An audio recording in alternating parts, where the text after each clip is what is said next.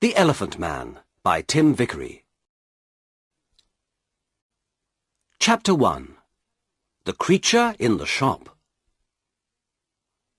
My name is Dr. Frederick Treves. I am a doctor at the London Hospital. One day, in 1884, I saw a picture in the window of a shop near the hospital. I stopped in front of the shop and looked at the picture. At first, I felt interested. Then I felt angry. Then afraid. It was a horrible, ugly picture. There was a man in the picture, but he did not look like you and me. He did not look like a man. He looked like an elephant. I read the writing under the picture. It said, "Come in and see the Elephant Man, 2d." I opened the door and went in. There was a man in the shop. He was a dirty man in an old coat with a cigarette in his mouth. "What do you want?" he asked. "I'd like to see the Elephant Man, please," I said. The man looked at me angrily. "Well, you can't," he said. "The shop's closing now. You can come back tomorrow." "I'm sorry," I said, "but I would like to see him now. I have no time tomorrow. I have a lot of work to do. But I can give you more than 2d." The man looked at me carefully. Then he took the cigarette out of his mouth and smiled with his yellow teeth. "All right, sir," he said. "Give me 12d then." I gave him the money, and he opened a door at the back of the shop. We went into a little room. The room was cold and dark, and there was a horrible smell in it. A creature sat on a chair behind a table. I say a creature, because it was not a man or a woman, like you or me. The creature did not move or look at us. It sat very quietly on the chair, in the cold, dark, dirty room, and looked at the table. The creature had a cloth over its head, because of the cold. On the table in front of it, there was a dead flower. "Stand up," said the shopkeeper loudly. The creature stood up slowly. It took the old cloth off its head and put it on the chair. I looked at the creature and felt sad. I am a doctor, so I know a lot about accidents and ill people. I see horrible, ugly things every day. But this creature, this thing, was the worst of all. There were no men or women in the hospital like him. He wore some old trousers, but no shirt, coat, or shoes, so I could see his body very well. His head was the most interesting thing. It was very, very big, like an enormous bag with a lot of books in it. The head did not have much hair, and there was another bag of brown, dirty skin at the back of it. This skin came down below his neck. I could not see one of his eyes very well, because a lot of skin came down in front of his face, too. An enormous red tooth came out of his mouth, under his nose. It looked like an elephant's tooth. The mouth and nose were like holes in the face. The face could not smile or laugh or look angry or sad, because the skin could not move. It was dead, like an elephant's face. There were more bags of dirty skin on the front and back of the creature's body. These bags came down to his legs. The right arm was enormous, and there were bags of skin on it, too. The right hand was like a man's foot. But the left hand, the left arm and the left hand were beautiful. The left arm had wonderful skin, and the fingers of the left hand were long and beautiful. It was like a young woman's hand. "Walk, Merrick," said the shopkeeper angrily. "Come on, quickly, move." He hit the creature with his hand. Slowly the creature walked across the room. But he could not walk well. His legs were very big and fat, and he had a bad back. He could not walk far without a stick. "All right, thank you," I said. "Let him sit down. I don't want to see any more." I felt ill, and the smell in the room was very bad. "Yes, sir," said the shopkeeper. "Sit down, Merrick." We went out of the room and closed the door. The shopkeeper smiled at me with his yellow teeth. "Wonderful, sir, isn't it?" he said. "The best elephant man in England. Hundreds of people come to see him, you know. Hundreds. I take him all over the country, I do." "Yes, very interesting," I said. "Can I sit down?" "Yes, sir, of course. Here's a chair." He looked at me, smiling. "Would you like a glass of water, sir?" "Yes, please," I said. Then I looked at the things in the dirty shop. There were 2 or 3 bad apples, and some old black bananas. That was all. No. No, thank you. I'm all right," I said. Did you call the creature Merrick?" "That's right, sir. Joseph Merrick. The best elephant man in England. I take him all over the country, you know. Lots of people want to see him." "Yes, I see. Do you get a lot of money?" "Well, sometimes we do, sir. Yes. But it's difficult, you see, sir, because of the police. The police don't like us, you see, sir. So we can't stay in a town very long. We usually move every week." "Yes, I see. Well, anyway, Mr. Silcock, sir. Simon Silcock." "Yes, well, Mr. Silcock, I'm a doctor at the London Hospital. My name is Dr. Treves. I think this man, Joseph Merrick, is very interesting, and I would like to see him at the hospital. I want to look at him more carefully, you see." "Yes, sir. I see. But how can he get to the hospital? It's going to be difficult." "Why, man? The hospital's not far from here." "Well, yes, sir. I know. But you see, Merrick can't walk very well. He needs help." "You can come with him." "Do you want more money? Is that it?" "Well, yes, sir, I do. But you see, people are afraid of him, too. In the road, little boys always run after him and hit him.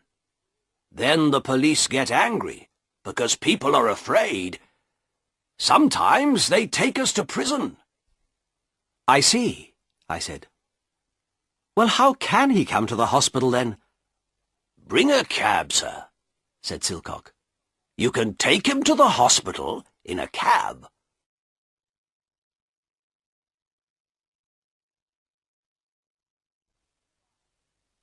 Chapter 2. The Card. So next day, at 7 o'clock, I came to the shop in a cab. There were not very many people in the road, because it was early in the morning. In November, it is dark at 7 o'clock in the morning.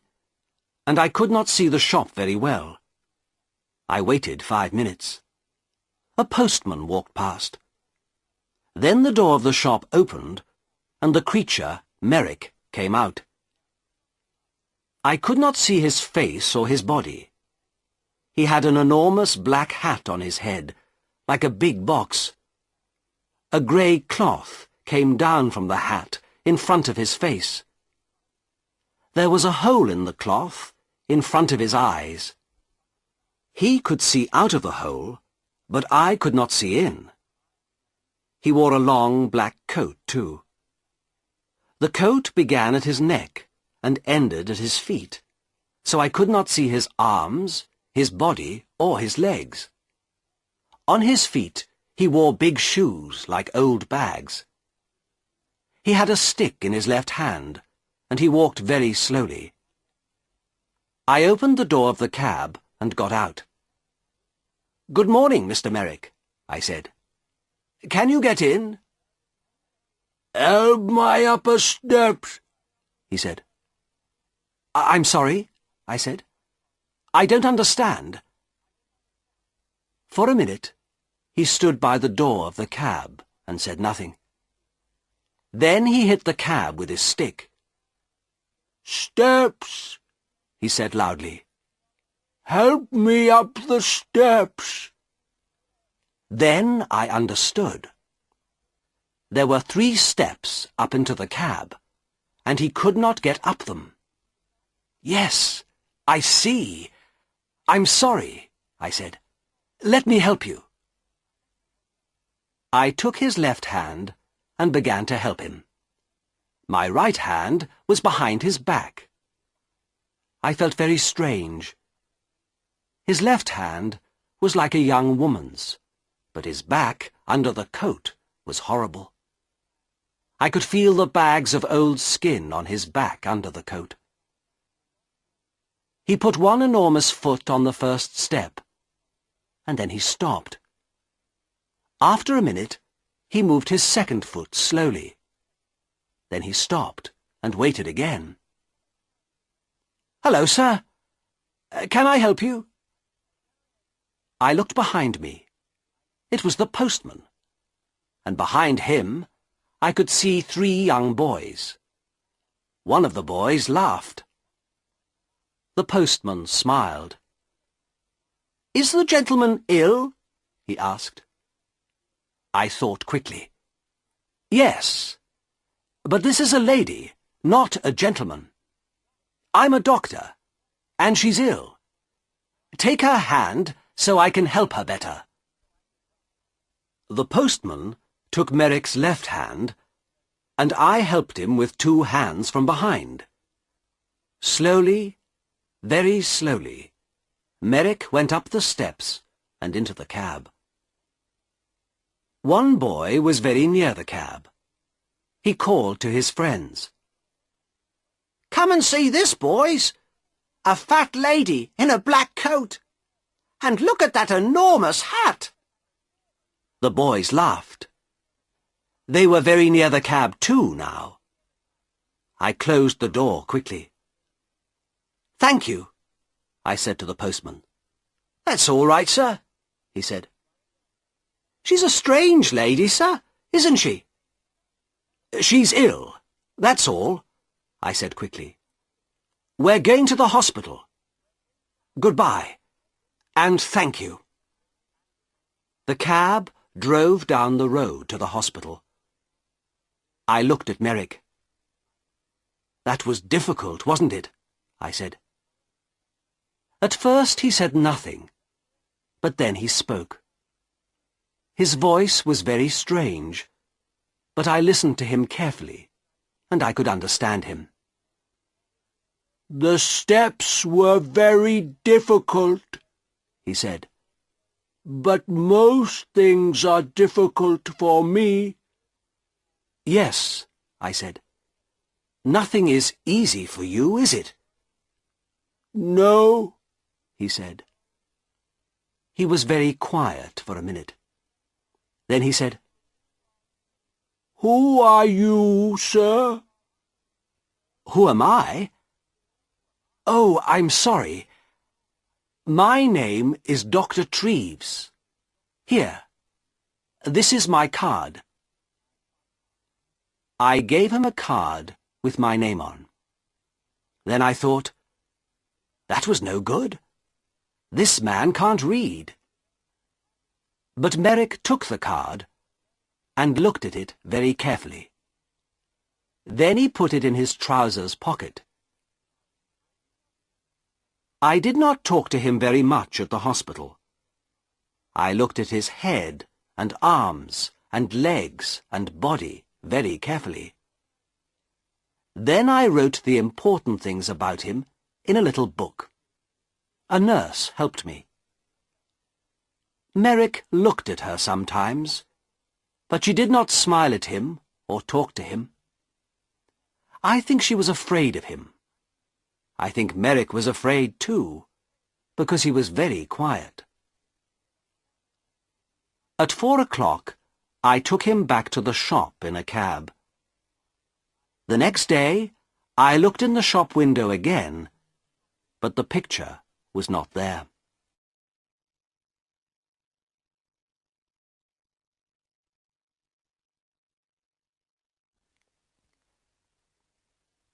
Chapter 3. A Letter to the Times. I did not see Merrick again for 2 years. Then, one day, the police found him. He had my card in his hand, so they brought him to the London hospital. He was very tired, hungry, and dirty, so I put him to bed in a quiet little room. But he could not stay at the hospital. He was not ill, and of course the beds in the hospital are for ill people. We have no beds for hungry people or ugly people. I told the hospital chairman, Mr. Carr Gomm, about Merrick. He listened carefully. And then he wrote a letter to the editor of the Times newspaper. From the Times, December the 4th, 1886. A letter to the editor. Dear Sir, I am writing to you about a man in our hospital. He needs your help. His name is Joseph Merrick, and he is 27 years old. He is not ill, but he cannot go out of the hospital because he is very, very ugly. Nobody likes to look at him, and some people are afraid of him. We call him the Elephant Man. 2 years ago, Merrick lived in a shop near the London hospital. For 2 pence, people could see him and laugh at him. One day, Dr. Frederick Treves, a hospital doctor, saw Merrick, brought him to this hospital, and looked at him carefully. Dr. Treves could not help Merrick, but he gave him his card. Then the shopkeeper, Silcock, took Merrick to Belgium. A lot of people in Belgium wanted to see him, and so after a year, Merrick had £50. But then Silcock took Merrick's £50, left Merrick in Belgium, and went back to London. Merrick came back to London by himself. Everyone on the train and the ship looked at him and laughed at him. In London, the police put him in prison. But then they saw Dr. Treves's card and brought Merrick to the London hospital. This man has no money, and he cannot work. His face and body are very, very ugly, so of course many people are afraid of him. But he is a very interesting man. He can read and write, and he thinks a lot. He is a good, quiet man. Sometimes he makes things with his hands and gives them to the nurses because they are kind to him. He remembers his mother, and he has a picture of her. She was beautiful and kind, he says. But he never sees her now. She gave him to Silcock a long time ago. Can the readers of the Times help us?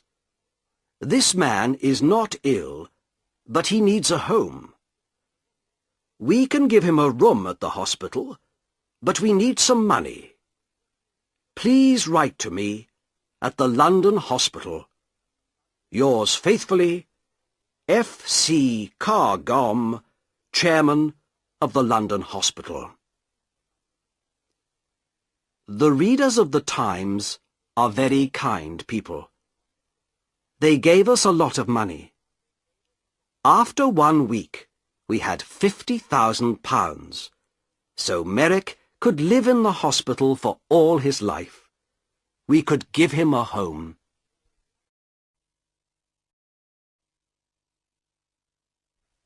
Chapter 4. Merrick's First Home. We gave Merrick 2 rooms at the back of the hospital. One room was a bathroom, so he could have a bath every day. Soon his skin was much better, and there was no horrible smell. The second room had a bed, table, and chairs. I visited him every day and talked to him. He loved reading and talking about books. At first, he did not know many books. The Bible, and 1 or 2 newspapers, that's all. But I gave him some books of love stories, and he liked them very much. He read them again and again, and talked about them often. For him, the men and women in these books were alive, like you and me. He was very happy. But sometimes it was difficult for him. At first, 1 or 2 people in the hospital laughed at Merrick because he was ugly. Sometimes they brought their friends to look at him. One day, a new nurse came to the hospital, and nobody told her about Merrick. She took his food to his room and opened the door. Then she saw him. She screamed, dropped the food on the floor, and ran out of the room. I was very angry with the nurse, and went to see Merrick. He was not happy about it, but he was not very angry. I think he felt sorry for the girl. People don't like looking at me. I know that, Dr. Treves, he said. They usually laugh or scream. Well, I don't want nurses to laugh at you, Joseph, I said angrily. I want them to help you. Thank you, Doctor, he said, in his strange, slow voice. But it's not important. Everyone laughs at me. I understand that. I looked at him sadly.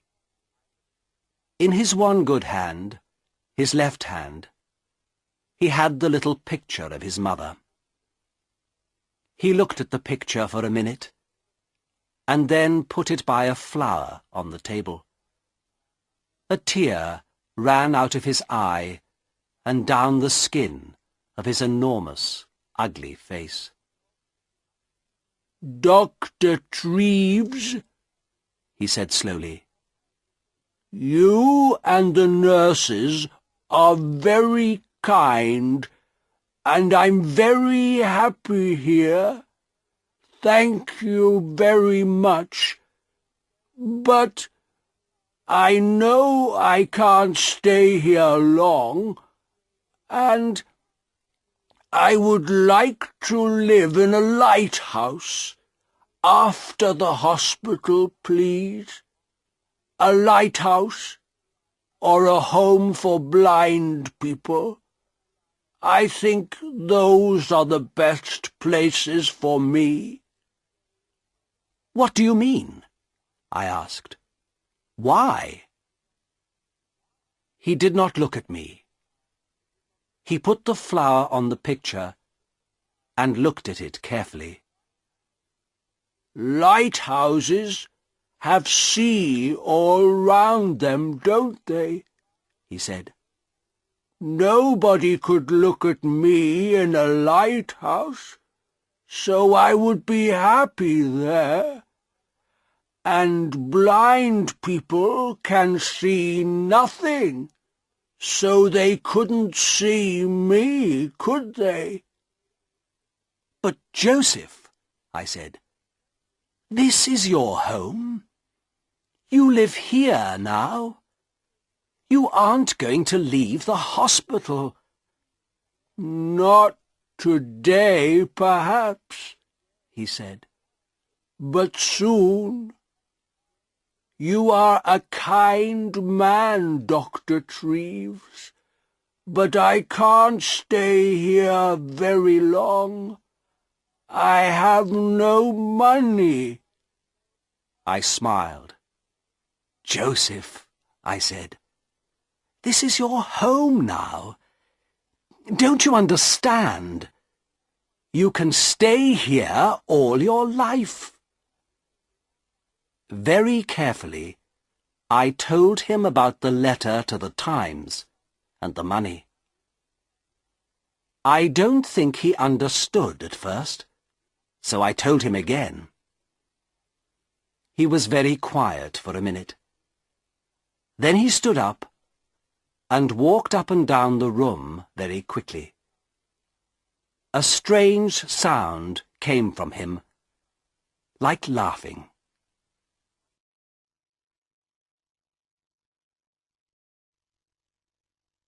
Chapter 5. An Important Visitor. I did not want Merrick to live by himself, like a man in a lighthouse. He read his books and talked to me, but I wanted him to talk to more people, and I wanted him to talk to women. Merrick read about women in his books, but he did not often talk to women. He met the nurses every day, but they did not talk to him very much. For them, he was always a creature, not a man. One day, one of my friends, a beautiful young woman, came to the hospital. I told her about Merrick and took her to his room. She opened the door and smiled at him. "Good morning, Mr. Merrick," she said. Then she shook his hand. Merrick looked at her for a minute, with his mouth open. Then he sat down on his bed, with his head in his hand, and cried. He cried for nearly 5 minutes. The tears ran down his face, between his fingers, and onto the floor. My friend sat on the bed beside him and put her hand on his arm. She said nothing, but she smiled at him and shook his hand again before she left. "Dr. Treves," he said to me that night. "That lady was wonderful. My mother smiled at me once, many years ago, but no women smile at me now. But this lady smiled at me too, and she shook my hand. A beautiful lady smiled at me and shook my hand." My young lady friend came again the next week and talked to Merrick for half an hour. The week after that, she came again with a friend. They gave him some books and had a cup of tea with him. It was wonderful for him. For the first time in his life, he had some friends. He was a very happy man. He sat in his room and read his books and said no more about living on a lighthouse. People began to read about Merrick in the newspapers, so he had a lot of visitors. Everybody wanted to see him. A lot of important ladies and gentlemen visited him. They smiled at him, shook his hand, and gave him books. Merrick liked talking to these people, and he began to forget about his ugly body. His visitors never laughed at him. He began to feel like a man, not a creature. One wonderful day, a very important lady came to the hospital to visit him. I met the lady and took her to his room. Then I opened the door and smiled at him. "Good morning, Joseph," I said. "There is a new visitor to see you today, a very famous lady." Merrick stood up beside his table. He did not smile, because his face could not smile, but his eyes looked happy. "That's good," he said. "Who is it?" I moved away from the door, and the visitor walked in. "Your Majesty, this is Joseph Merrick," I said. "Joseph, this is Her Majesty, Queen Alexandra, the Queen of England." Queen Alexandra smiled at him. "How do you do, Mr. Merrick?" she said. "I'm very pleased to meet you." Then she shook his hand. Merrick did not move. For nearly half a minute he stood and looked at her with his mouth open. Then he spoke in his strange, slow voice. How do you do, Your Majesty?" he said. But I don't think the Queen understood him, because he tried to get down on his knees at the same time. It was very difficult for him, because of his enormous legs. "No, please, Mr. Merrick. Do get up," said the Queen. "I would like to talk to you. Can we sit at your table?" Yes, of course," he said. They sat at the table. She took his left hand, the good hand, in hers. She looked at the hand carefully, and then smiled at Merrick again. "I often read about you in the newspapers," she said. "You are a very interesting man, Mr. Merrick. You have a very difficult life, but people say you're happy. Is it true? Are you happy now?" "Oh, yes, Your Majesty. Yes," said Merrick. "I'm a very happy man.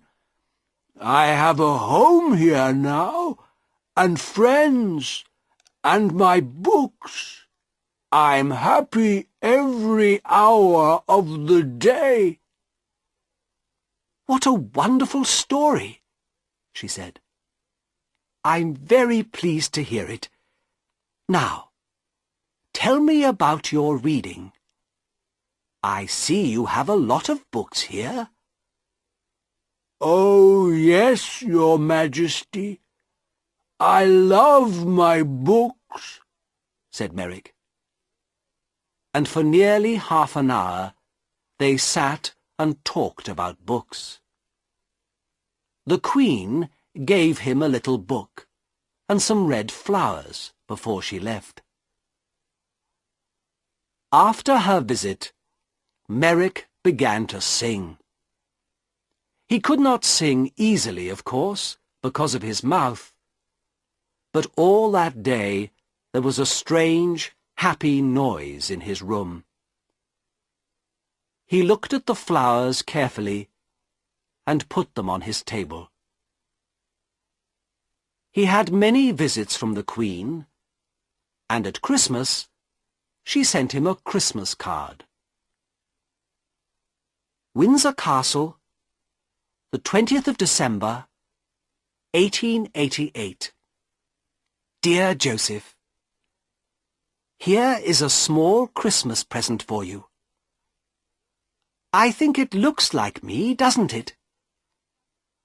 I do like visiting you very much, and I am going to come to the hospital again in the new year.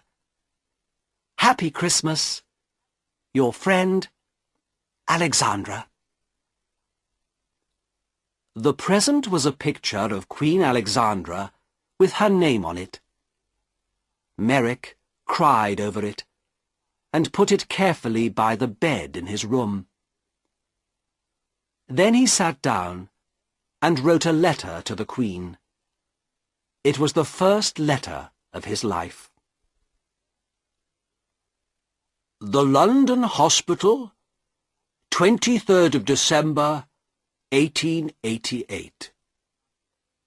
My dear Queen, thank you very, very much for your wonderful card and the beautiful picture. It is the best thing in my room, the very best, the most beautiful thing I have.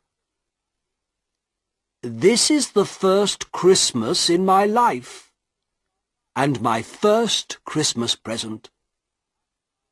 Perhaps I had a Christmas with my mother once, but I do not remember it. I have my mother's picture too, and she is beautiful, like you. But now I know many famous ladies and kind people, like Dr. Treves, and I am a very happy man. I am happy too, because I am going to see you in the new year. Happy Christmas to you, my dear friend. With all my love, Joseph Merrick.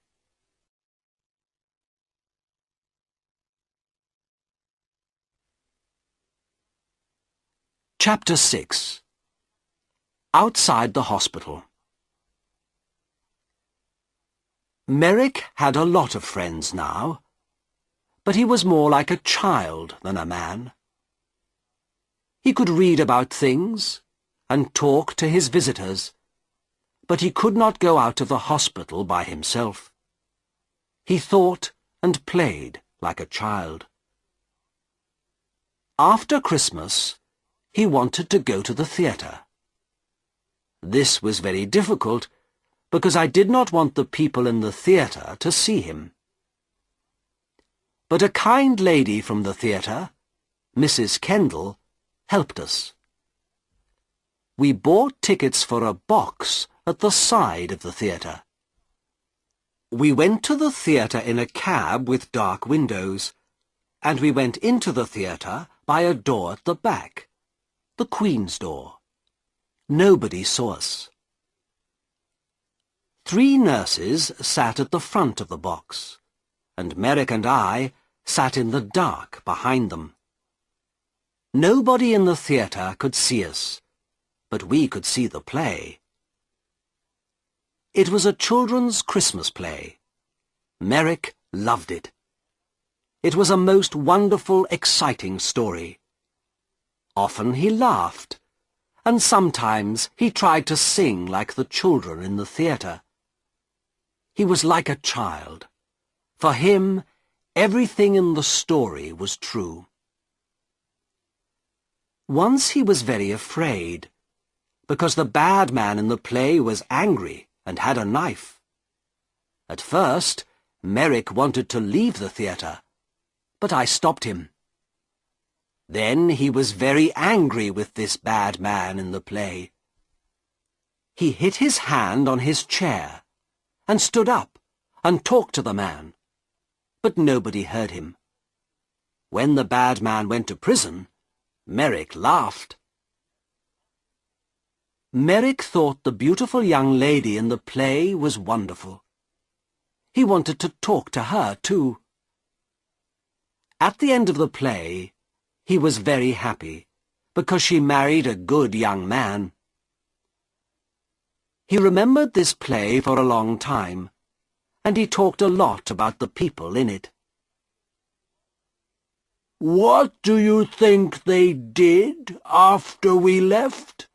he asked me. "Where do the young lady and the young man live? What are they doing now?" "I don't know," I said. "Perhaps they live in the country." Merrick thought about this for a long time. Then he said, "Dr. Treves, can I go to the country, please? I saw the country once from a train, but I never went there. I often read about it in books. It's very beautiful, isn't it? I would like to see it." The visit to the theatre was difficult, but a visit to the country was more difficult. But again, one of his new friends helped us. She had a small house in the country, and Merrick could stay in it for the summer, she said. I took Merrick to the country in a train with dark windows, so nobody could see him. Then we went in a cab to the country house. There were a lot of trees near the house, but no people lived near it. A countryman brought food to the house every day, but no people came near it. I stayed with him that night. At night, it was very dark and quiet. In the morning, hundreds of birds sang in the trees, and everything outside the house was green. Merrick walked under the big trees, looking at things happily and singing his strange song. I went back to London, but Merrick stayed there for 6 weeks. He was wonderfully happy. Every week, he wrote me a letter. Apple Tree House, West Wickham, Berkshire, the 21st of July, 1889. Dear Dr. Treves, I had a wonderful day again today. It was very warm, so I walked under the trees and sat by a stream. The water in the stream made a beautiful noise, like singing. Did you know that? I listened to it for 2 hours. Lots of little birds came near me. One had a red body in front and a brown back. I gave it some bread, and it sat on my hand. A lot of birds are my friends now. I watched the fish in the stream, too. They were very exciting, because they move very fast. 1 minute they were there, and the next minute I couldn't see them. But I waited quietly, and they always came back. I put my hand in the water, but I couldn't touch them. I met a big dog yesterday.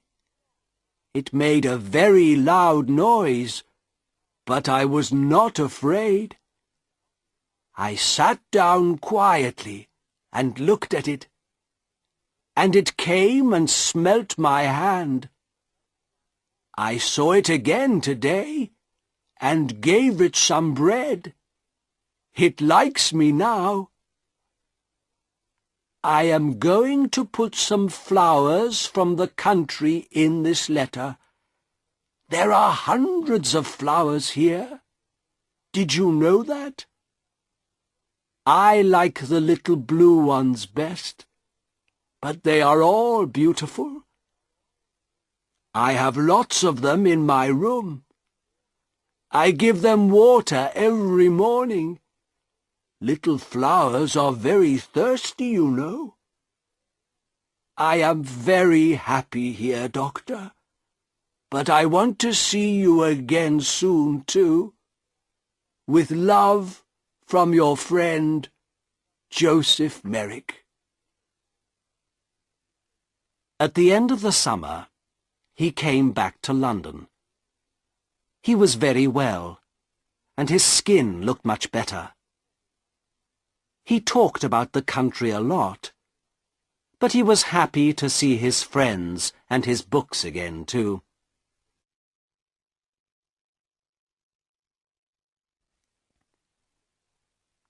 Chapter 7. The Last Letter. 6 months later, in April 1890, I found him dead in bed. He was on his back in bed, so at first I thought he was asleep. I talked to him, but he did not move. Then I saw that the skin on his face was blue, so I knew he was dead. He did not usually sleep on his back. His enormous head was very heavy, so he usually sat up in bed, with his arms round his legs, and his head on his knees. He could sleep well like this. But he wanted to sleep on his back like you and me. He tried to sleep on his back that night, but his heavy head came off the bed, and he broke his neck. He died very quickly. Next day, the chairman of the London hospital, Mr. Carr Gomm, wrote to the editor of the Times again. The Times, April the 16th, 1890. Dear Sir, 3.5 years ago, I wrote to you about a man called Joseph Merrick. This man was called the Elephant Man, because he was born with a very ugly body. Merrick was not ill, but he could not work, and he had no money. The readers of the Times felt sorry for him, and they gave me a lot of money for Merrick.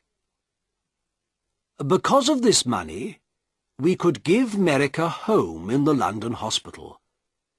It was his first good home, and for 3.5 years he lived here happily. The doctors and nurses of the hospital helped him, and many important people visited him. He read many books. He went to the theatre, and in the summer he stayed in the country for 6 weeks. Because of your readers' money, we could give him a happy life. Last night, Joseph Merrick died quietly in his bed. He was a man with a very ugly body, but he was a good, kind man, and he had a lot of friends. We like to talk to him, and we are all very sorry because he is dead. A lot of people are going to remember him for a long time. There is some money left, so I am going to give it to the hospital. Thank you, sir, for your help. Yours faithfully, F. C. Carr Gomm, chairman of the London Hospital.